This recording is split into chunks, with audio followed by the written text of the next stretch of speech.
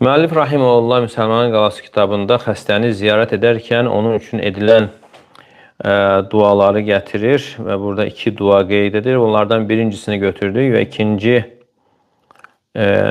duanı gətirir. Əsəlullahəl azimə rabbəl arşil azimi ən yeşfiyək. Böyük ərşin Rəbbi olan əzəmətli Allahdan diləyirəm ki, sənə şəfa versin. Bu İbn Abbas radiyallahu anhumədən rəvayət olunan hədisdə gəlir. Allah Resulü sallallahu aleyhi və alə alihi və səlləm deyir ki, mən adə məridan ləm yəhdur əcəluhu fəqalə indəhu səbə mərrat.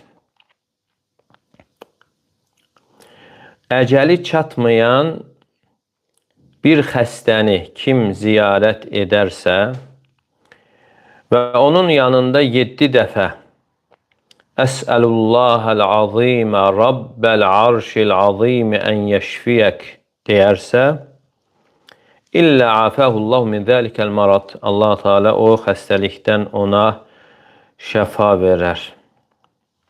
Və digər rəvayətdə isə gəlir ki, mə min abdin muslimin ya'udu maridan ləm yahdur əcəluhu. Hər hansı bir müsəlman, öncəki hədisdə ümumi gəlir və bu hədisdə isə qeydlə gəlir ki, hər hansı bir müsəlman əcəli çatmayan bir xəstəni ziyarət etdiyi zaman 7 dəfə deyərsə ki, Əsəlullahəl azimə rabbəl arşil azimi ən yeşfiyək və o bundan şəfa tapar 7 dəfə bu duanı deyərsə. Və bu hədis Tirmizdə, Əbu Davudda keçir və İbn Munzir rahimehullah deyir ki, isnadı səhih və yaxud da həsəndir. Yəni, xülasə bu hədis dərəcəsi səhihdir. Deməli, bu hədisdə Peyğəmbər sallallahu aleyhi və səlləm buyurur ki, kim əcəli çatmayan bir xəstəni ziyarət etdiyi zaman 7 dəfə deyərsə, yəni burada ümumi gəldiyinə görə hər hansı bir insanı əhatə edir, hətta qeyri-müsəlman olsa belə ziyarət edən. Amma digər hədisdə isə qeydlə gəlir ki, hər hansı bir müsəlman bir xəstəni ziyarət etdiyi zaman. Və həmçinin deyərsə, hər hansı bir müsəlman bəndə xəstəni ziyarət etsə, bu istəyir kişi olsun, yaxud qadın olsun, yəni qadın da bu duanı dediyi zaman bunda bir problem yoxdur. Çünki qadınlar da yəni kişilərin yarısı sayılır.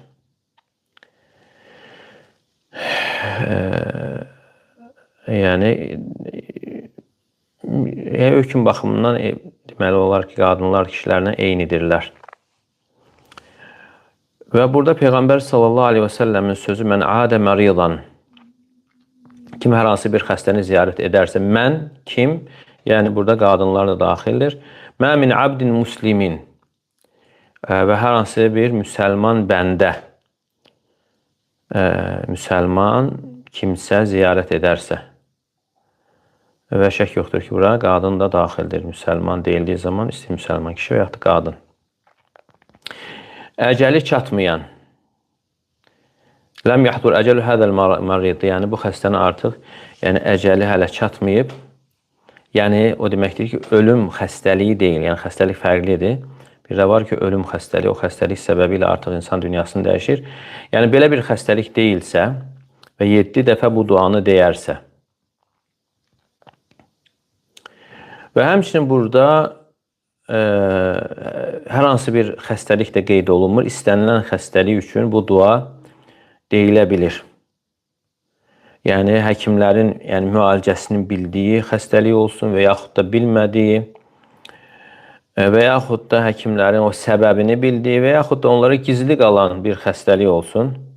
Bəzən də həkimlər dayanırlar və deyirlər ki, yəni biz bu halın nə olduğunu bilmirik və yaxud da bu xəstəliyin nə olduğunu bilmirik. Yəni, yeni bir haldır, yəni həkimlər üçün.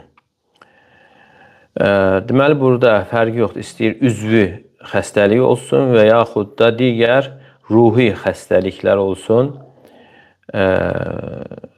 Yəni bu dua hər biri üçün deyilir. Və xəstəlik də nədir? İnsanın bədənin tarazlığının pozulmasıdır. Buna xəstəlik deyilir. Fənnəbi sallallahu aleyhi və səlləm, burada Peyğəmbər sallallahu aleyhi və səlləm ümumi olaraq deyir ki, mən adə məridan ləm yahdurhu əcəluhu, yəni əcəli çatmayan bir xəstəni ziyarət edərsə, məfhum müxalifə, yəni bunun əks məfhumu odur ki, artıq əcəli çatıbsa, yəni nə müalicənin, nə də duanın bir o qədər faydası olmur. Lihədə əlləzi qaluhə nəbi və huvəl-afiyə ən yəkunə səbəbən lil-afiyə. Yəni əcəli çatmayan bir xəstəlikdirsə, yəni bu dua səbəbi ilə insan sağala bilir.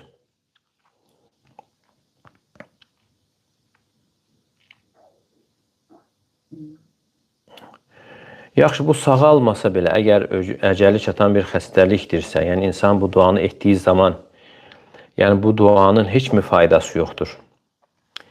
Cavab belədir ki, yəni əlbəttə ki, faydası vardır.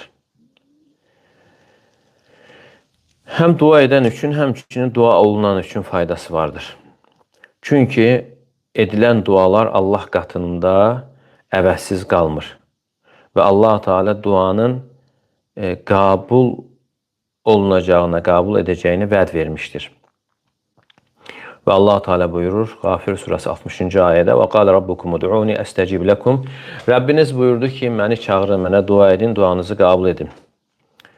Bəqərə surəsində buyurur, və izə sələkə ibadi anni fə inni qarib. Qullarım səndən məni soruşsalar, mən onlara yaxınam. Dua edənin duasını dua etdiyi zaman qəbul edirəm.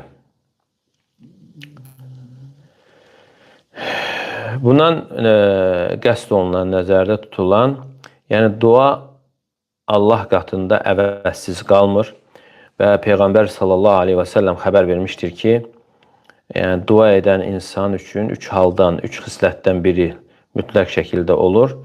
Ya onun istədiyi onun üçün verilir və yaxud axirətə saxlanılır.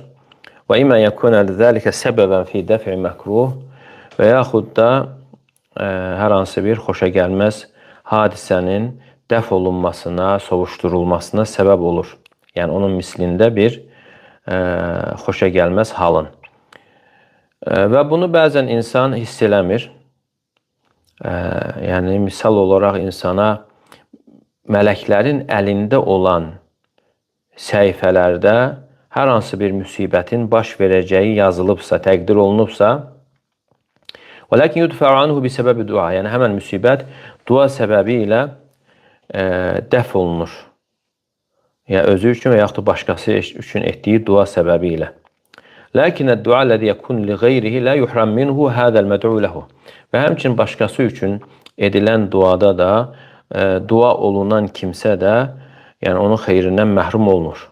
Fəyəkunu zəlikə yuavviduhullah minhu mə şəə minəl əcr. Yəni Allah Teala onun qarşılığı olaraq ona əcir verir və dərəcələri qaldırır.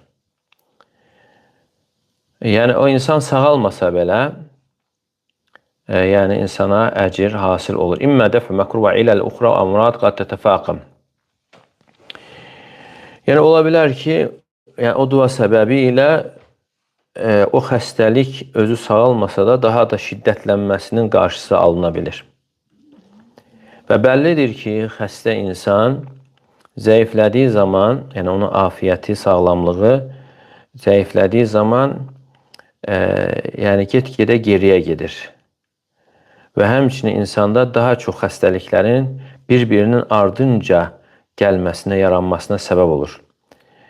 Və insan xəstəxanaya müəyyən bir xəstəliklə daxil olur və bundan sonra ona 2, 3, 4 digər xəstəliklər də toxunur. Və rubbama asabahu şey'un min al-'ila bi səbəbil bi'ə. Və bəzən də orada olan mühit səbəbi ilə ona digər xəstəliklər üz verir. Çünki xəstəxana elədir ki, orada xəstələrin cəm olduğu yerdir. Və buna görə də bunun səbəbi ilə digər xəstəliklər insana yoluxa bilir.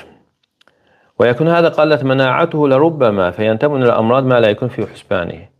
Və artıq onun müqaviməti, yəni immuniteti zəiflədiyinə görə və heç düşünmədiyi xəstəliklər insana üz verir. Deməli, dua səbəbi ilə ona üz verəcək bəla belə soğuşdurula bilir və yaxud da xəstəlik yüngülləşir. Və qad yakun hadal marad mutafaqimən və ola bilər ki, xəstəlik artıq böyümüş olsun, amma bu dua səbəbi ilə və yaxud da bu ruqiyyə səbəbi ilə yüngülləşir bu xəstəlik. Və qad yakunu zalika aydan musahhil lahu al-ahwal allati yulabisuha. Və həmçinin ola bilər ki, ona digər müalicələrin də asanlaşmasına səbəb olsun. Və rubbama takunu fi ghayati as-su'uba wal-mashaq wal-alam. Və bəzən də onda şiddətli çətinliklər, məşəqqət və ağrılar olur və dua səbəbi ilə yüngülləşir. Və buna görə görürsən ki, bəzi xəstələr yəni bir çox çətinlik görmürlər. Baxmayaraq ki, xəstəlik özü-özündə şiddətlidir, amma o insan üçün çox şiddətli gəlmir. Amma başqa birisi isə həmən xəstəlikdən çox şiddətli ağrılar, sıxıntı hiss edir. Çünki xəstəliklər onu əldən salmışdır. Və həmçinin müalicə yolları belə onu əldən salmışdır. Fəl-məqsud ənə hədə qad yuxaffif anhu. Deməli, burada nəzərdə tutulan odur ki, yəni dua bəzən insanın halını yüngülləşdirir, xəstəliyini yüngülləşdirir və bəzən insana ölümü yüngülləşdirir. Ölümün ağır anlarını insana yüngülləşdirir. Və xəstəlik yüngülləşdiyi üçün ona ölüm də asan olur. وَمِنْ هُنَا فَإِنَّهُ يَنْبَغِي التَّفَطُّنُ إِلَى هَذَا الْمَعْنَى. Və buradan da bu mənaya diqqət yetirməli. Yəni bir çox insanlar olur ki, onlar əllərindən gələni sərf edirlər. Onların bir xəstəsi olduğu zaman ruqiyyə oxumaqdır, müxtəlif növ müalicələrdir, dua, sədəqə və hətta bu yolda bir çox mal da xərcləyirlər xeyir yollarına. Sonra həmən xəstə ölür. Yəni bu qədər duaların olmasına baxmayaraq, israrla duaların olmasına baxmayaraq, yaxşı belə olduğu halda Allah Teala bu insanların ümidini boşa mı çıxartmışdır? Yəni onların səyi, çalışması boşa mı çıxmışdır? Xeyr. Yəni o insana artıq əcəli çatmışdır. Yəni əcəl də labüddür. Yəni ölümün olması labüddür, qaçılmazdır. Yəni bu deməkdirmi ki, sədəqə fayda vermir və dua fayda vermir və yaxud da ruqyalar, ovsunların oxunması fayda vermir? Cavab belədir ki, bunun Allahın izni ilə faydası vardır və buna görə də müalicə almaq buyurulmuşdur və həmçinin bizə dua etmək buyurulmuşdur və sədəqə vermək şəriətdə gəlib və sədəqə ilə müalicə etmək şəriətdə gəlmişdir. Lakin yəni bu qeyd olunanlar yerinə yetirilməsinə baxmayaraq bu xəstə üçün bu gerçəkləşməzsə فَإِنَّ هَاُولَا جَمِعْ يَحْصُلْ لَهُمْ مِنَ الْاُجُرِ. Yenə onların hər biri üçün əcir, mükafat hasıl olur, dərəcələrin qalxması, günahların silinməsi. Yəni bu müsibətin özündə, baş verən müsibətdə insan üçün nə qədər xeyirlər olur və insana üz verən dərd, qəm, kədər, hüzün və onun halına ağrı çəkmək. Bunlar hamısı insan üçün xeyirdir, yəni dərəcənin qalxmasına səbəbdir və günahların tökülməsinə səbəbdir. Və həmçinin biz dünən də götürdük ki, xəstəliklər və həmçinin müsibətlər günahların silinməsi ilə yanaşı, yəni günahların silinməsinə səbəb olması ilə yanaşı, dərəcələrin qalxmasına səbəbdir. İnsan savab da əldə edir, mükafat da əldə edir. Ona görə buna diqqət yetirilməlidir, bu mühüm məsələdir. Yəni Allah Teala sərf edənlərin, çalışanların, yaxşılıq edənlərin, dua edənlərin səyini, çalışmasını boşa çıxartmır. وَلَكِنَّهُ قَدْ يَدَّخِرُ لَهُمْ ذَلِكَ فِي الْآخِرَةِ. Yəni Allah Teala onun mükafatını onlar üçün ahirətə saxlayır. Yəni deyilməz ki, heç vaxt Allah Teala onların ümidini boşa çıxartdı və onların duasından fayda nədir? Lakin qad la yakunu hadar əcər. Və bəzən də olur ki, o xəstəlik ölüm xəstəliyi deyil. Və fi suhufilləti bi əydil mələikə, yəni mələklərin əlində olan səhifələrdə yəni yazılıb ki, bu insan 50 yaşına çatdığı zaman, müəyyən bir yaşa çatdığı zaman dünyasını dəyişəcək və insanın dua etməsi, sədəqə verilməsi və qohumluq əlaqələrinin birləşdirilməsi o insanın şəfa tapmasına və ömrünün də uzanmasına səbəb ola bilir. Yəni Allah Teala'nın elmində olan Lövhül Məhfuz, o qorunmuş lövhə deyilir. Lövhül Məhfuzda olan isə dəyişmir. Dəyişən hansıdır? Hansı ki Allah Teala Ra'd surəsini 39-cu ayədə buyurur ki: "Yemhullahu ma yeşâ'u və yuthbit." Allah Teala istədiyini silir və istədiyini saxlayır, sabit edir. Yəni burada silinənlər hansılardır? Qədərlərdən. Mələklərin əlində olan səhifələrdəki silinə bilir. Çünki qədərin növləri vardır. Var əzəli qədər, hansı ki Allah Teala bütün məxluqatın qədərini göyləri və yerləri yaratmazdan 50.000 il əvvəl yazmışdır və ərşi də suyun üzərindədir. Yəni bu dəyişilməzdir. Yəni bir haldan başqalar keçmir. Yəni Allah Teala'nın elmində olan ona dəyişmə hasil olmur. Hansı ki o Lövhül Məhfuzda olandır. Allah Teala'nın təqdir etdiyi kimidir. Və hunaka təqdirun axar fi suhuful mələikə. Və həmçinin digər bir təqdir vardır, qədər vardır, hansı ki mələklərin səhifələrində olandır və bunlarda silinmə hasil ola bilir. Silinmə və isbat olunması, sabit olması və ona ömürlük təqdir deyilir.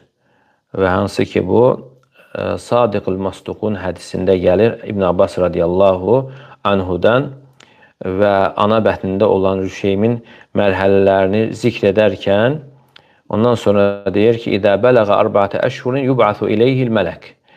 4-cü aya çatdığı zaman mələk göndərilir. "Fəyu'məru bi 4 kəlimatin" və ona 4 kəlməni yazmaq əmr olunur. "Birizqihi" ruzisini yazmaq və əcəlihi əcəlini yazmaq və əməli 3-cü əməlini yazılması, şəqiyyun əm səid bədbəxt və yaxud xoşbəxt olacağının yazılması. Fəhədə yuqalləhu təqdir umrə və buna ömürlük qədər deyilir. Yəni yəni yaşadığı ömür ərzində nə edəcəksə hamısı artıq yazılır. Məl-ləzi yekunu bi təqdirillahi lehu mimma yattali aleyhil mələk. Hansı o da Allah Teala təqdiri ilədir. Mələyin yəni gördüyü, bildiyi təqdirdir. Və hunaka təqdir yuqaləhu ət-təqdirul havl və həmçinin qədərin növlərindən biri də odur ki, illik qədərdir. Allah Teala Qədir gecəsi haqqında buyurur ki: "Fiha yufraqu kullu əmrin hakim." Yəni Qədir gecəsində hər bir hikmətli iş ayırd edilir. Və bu illik qədərdir. Yəni ruzidir, əcəldir. Yəni Qədir gecəsində yəni bütün bunlar hamısı artıq il ərzində insan nə edəcəksə onlar yazılır. Hətta həccə gedib getməməsi belə yazılır. Fədə təqdirulləzi tattalu aleyhil mələikə. Yəni bu mələklərin əlində olan qədərdir. Yəni səhifələrdə yazılandır. Və bunlar dəyişi bilir. Və yakun umru hadal insan bis sufalati fi aydil mələikə.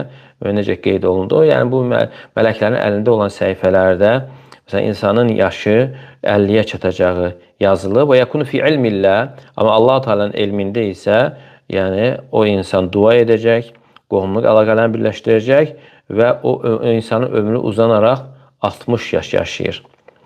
Və nəhnu mə'murun bi ta'atil əsbəb. Yəni bizdən tələb olunur ki, səbəblərdən tutmaq. Necə ki insan Allahın qədərini Allahın qədəri ilə dəf edir. Məsələn aclıq qədərdir, onu yeməklə dəf edir. Və izə asabəhul ataş, məsələn ona insana susuzluq üz verdiyi zaman onu Allahın qədəri ilə, yəni su içməklə dəf edir və onunla artıq susuzluq aradan qalxır.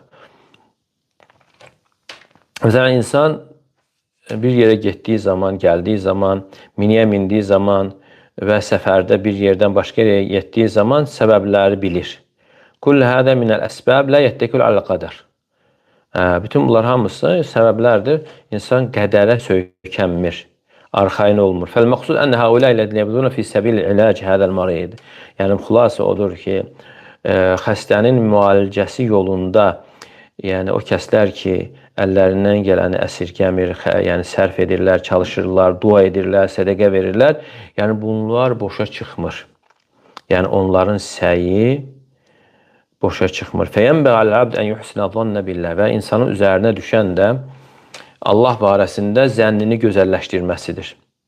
Və deməməlidir ki, əməl etdik, dua etdik, sədəqə verdik, amma sonra bir şey olmadı. Xeyr. Və bu insanın Allah barəsində zənninin pis olmasıdır. Və bu hədisdən dəlil olan hissəsi odur ki, insan xəstəni ziyarət edir və 7 dəfə bu duanı edir. Əsəlullahəl azimə rabbəl arşil azimə yeşfiyək. Əzəmətlər üçün Rəbbi olan əzəmətli Allahdan diləyirəm ki, sənə şəfa versin. Yəni burada da 7 gəlməsi, yəni bunun hikməti bilinmir. Sözsüz ki, hər bir şeydə hikmət var. Yəni bu Allahın qeyb elmindədir. Amma 7 yəni sayı bir çox şeylərdə gəlir. Ruqyalarda, müalicədə və həmçinin bir hədisdə gəlir ki, mən tasabbəhə bi səb'i təmarat, yəni kim səhər vaxtı 7 xurma yeyərsə, 7 gəlir. Və həmçinin Peyğəmbər sallallahu aleyhi və səlləm buyurur ki, subbu aleyh min səb'i qirab, yəni mənə 7 tuluqdan su tökün. Min səbət əbər, min əbər Mədinə fi maradı mevti, yəni Mədinənin 7 quyusundan su tökün deyir. Orada da 7 sayı keçir. Və həmçinin ruqya ilə bağlı və bəzi ruqyalar orada 7 dəfə gəlir. Və həmçinin bu duada da həmçinin 7 sayı keçir. Və həmçinin Allah Teala göyləri 7 qat yaratmışdır və həmçinin yerlər 7 qatdır. Və həmçinin uşaq doğulduğu zaman 7-ci günündə ona qurbanın kəsilməsi gəlir və həmçinin 7-ci gündə adın qoyulması, 7-ci gündə sünnət olunması. Yəni burada da 7 sayı keçir. Yəni 7 sayı belə bir çox hədislərdə gəlir. Deməli, xülasə, burada dəlil olan hissəsi Əsəlullahəl azimə Rabbəl arşil azimi ən yeşfiyək. Yəni, əzəmətli olan, əzəmətli ərşin Rəbbi olan əzəmətli Allahdan istəyirəm ki, sənə şəfa versin. Yəni, ərş özü də məxluqatın ən əzəmət, ən böyüyü sayılır.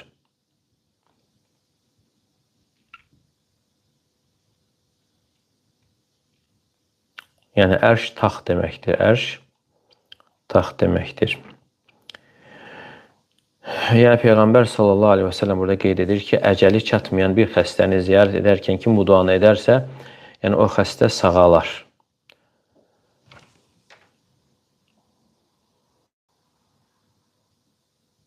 Afəhullah illə ən yəkunə qad hədərə əcəluhu. Yəni, artıq əcəli çatıbsa, fətəhsul ləhu tilkəl umur uxra min təhvinil marad. Onda yenə dua səbəbi ilə xəstəliyin gülləşməsi və digər xəstəliklərin ona üz verməməsinə səbəb olur, dərəcələri qalxır. Və həmçinin onun daxilində olan o fikirlər, vəsvəsələr, yəni onunla insan sağalmış olur. Hüzündən, kədərdən, qəm, qüssədən ondan sağalır, yəni dua səbəbi ilə. Ona görə dua olduqca mühümdür.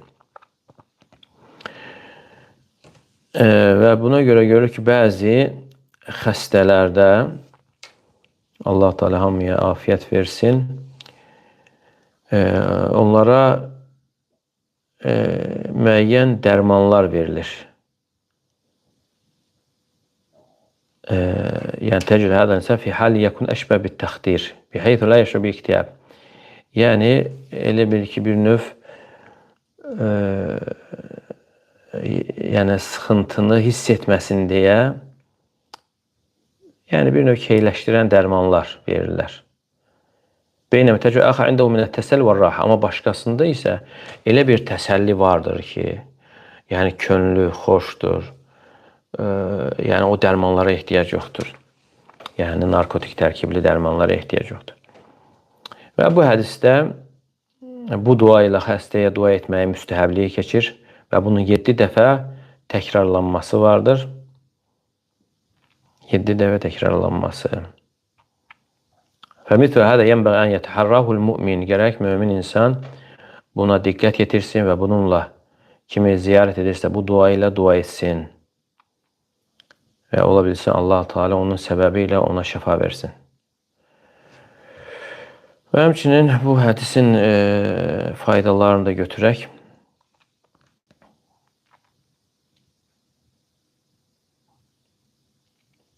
Xəstəni ziyarət etmək müsəlmanın üzərində olan haqlarından biri sayılır. Bir hədisdə Peyğəmbər sallallahu aleyhi və səlləm buyurur ki, Haqqul muslim aləl muslimi sittun. Müsəlmanın müsəlman üzərində haqqı 6-dır. Və soruşurlar ki, Məhunnə ya Rasulallah? Onlar hansılar ey Allahın Rasulü? Qal, İdə ləqidə fəsəllim aleyk. Ondan qarşılaşdığın zaman ona salam ver. Və İdə dəəkə fəəcib. Səni çağırdığı zaman ona icabət et. Və İdə stansahəkə fənsah ləhu. Səndən nəsiyyət istədiyi zaman nəsiyyət ver.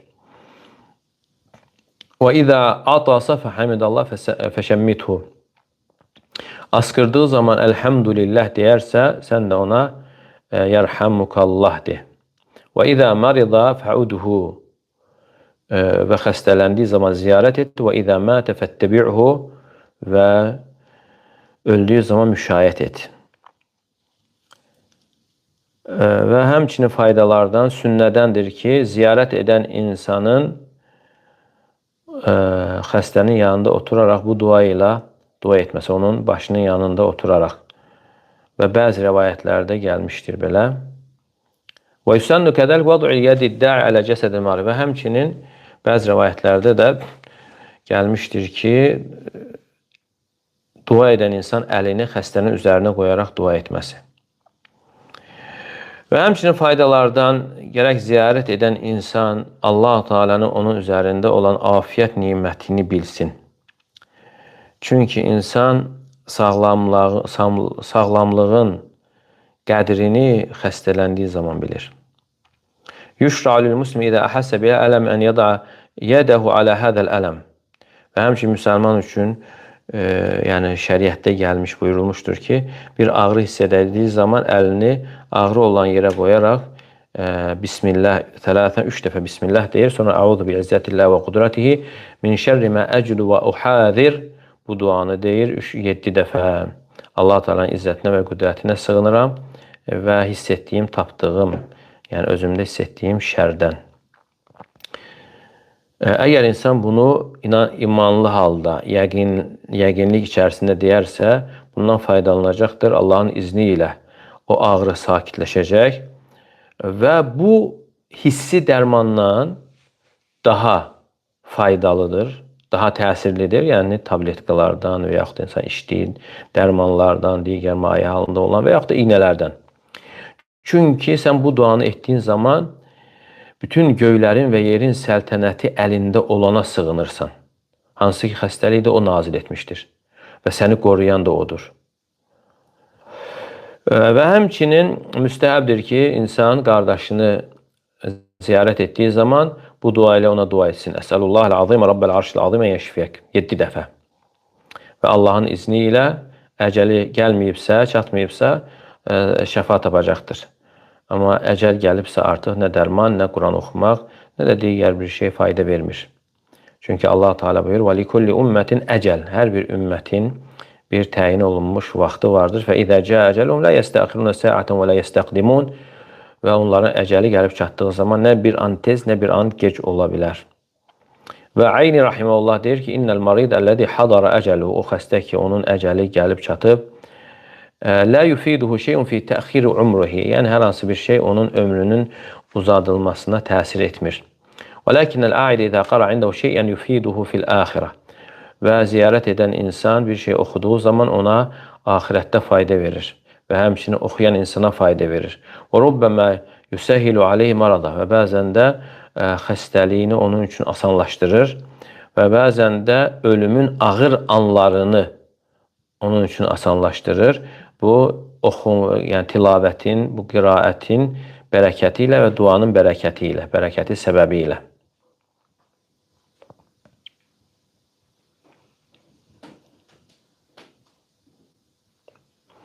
Və həmçinin faydalardan İbn-i Hüseymin rahimehullah deyir ki,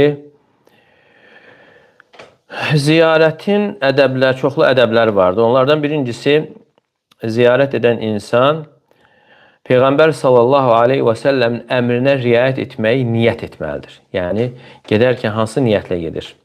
O niyyətlə gedir ki, bunu Peyğəmbər sallallahu aleyhi və səlləm buyurub. Onun əmrinə tabi olaraq riayət edərək xəstəni ziyarət etməyi niyyət etməli. İkinci odur ki, ən yenviyəl ihsən ilə əxi bihədil iyadə, yəni bu ziyarəti ilə qardaşına yaxşılıq etməyi niyyət etməli.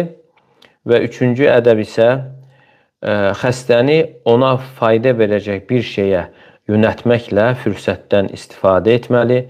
Yəni tövbəyə yönəldir və müəyyən haqlar varsa o haqlardan çıxmaq, xilas olmağı yönəldir. Dördüncü ədəb isə ən yanzura lil məslahat fi italətil bəqa indəl marid və xəstənin yanında uzun və yaxud da az qalacağı haqqında baxmalıdır, məsləhətə baxmalıdır.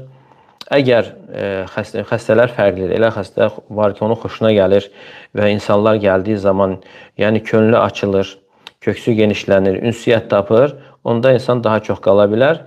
Əksinədirsə, çox qalmamalıdır, tez çıxmalıdır. Beşinci ədəb isə talabul aid minəl marid dua ləhu li'annəl marid turca icabətu duaihi xasən edə təqul aleyhil marad. Bəziləri gətirir, hətta xəstənin duasından da insan faydalana bilər. Çünki xəstənin də duası qabula daha yaxındır. Xüsusən də xəstəliyi ağır olarsa. Və bu duanı gizlində də, aşkarda da demək ola bilər. İkisi də icazəlidir. Və bunu eşitdirərək deyərsə, bu daha yaxşı, daha əfsəldir.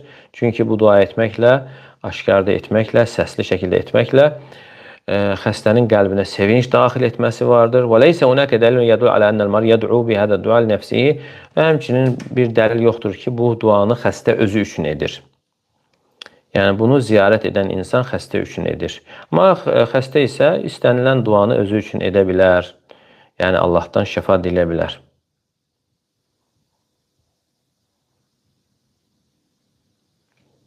Və həmçinin faydalardan xəstəni ziyarət edən insan digər dualar da edə bilir.